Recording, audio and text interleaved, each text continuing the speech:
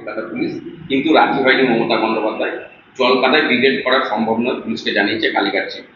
গতকাল কলকাতা পুলিশের কাছে নতুন করে জরিনা ক্রসিং এ চেয়ে এসেছে এই শিবির, কালীঘাট শিবির, তবে এখনো পর্যন্ত সেই অনুমতি মেলেনি। পুলিশ ব্রিগেড দিতে চাইছে।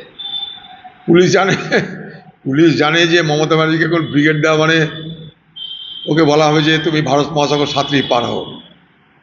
সেটা পুলিশ বলা মানে বিদ্রুপ করেছে।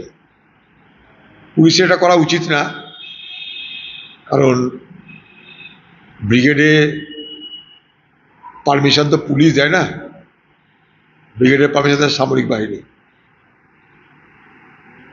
তো যাই হোক,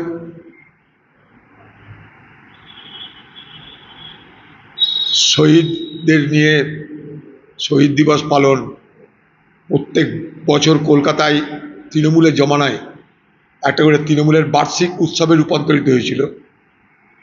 অ্যানুয়াল ফেস্টিভ্যাল, মাছ মাংস ডিম সব কিছু ছড়াছড়ি ছিল, দেখেছি আমরা। তখন টিভি সবসময় দেখাতো কি রান্না হচ্ছে, কোথায় রান্না হচ্ছে, কে কী খাবে, কত ভাজা কত পুরি। সেই বাৎসরিক উৎসবটা এবার সম্ভবত হচ্ছে না। এটা থেকে অন্তত মুক্তি পাওয়া যাবে। নতুন করে কোনো শিক্ষা প্রতিষ্ঠান হবে না বেসরকারি, প্রাথমিক সিদ্ধান্ত রাজ্যে, মানে রাজ্যের শিক্ষা ব্যবস্থা, মানে সরকারি শিক্ষা ব্যবস্থা হাল ফেরানোর জন্য। মানে এটা জোর করে তো করা যায় না, সব জায়গাতে কম্পিটিশন দরকার। আমার ইচ্ছা হতে পারে বেসরকারি স্কুলে পড়ানো, এই অধিকার তো কেড়ে নেওয়া যায় না। এটা তো জোর করে সরকারি স্কুলে পড়ানো হচ্ছে। সরকারি স্কুলে পরিকাঠামো নেই, শিক্ষক নেই, শিক্ষিকা নেই, পড়াশোনার বাতাবরণ নেই।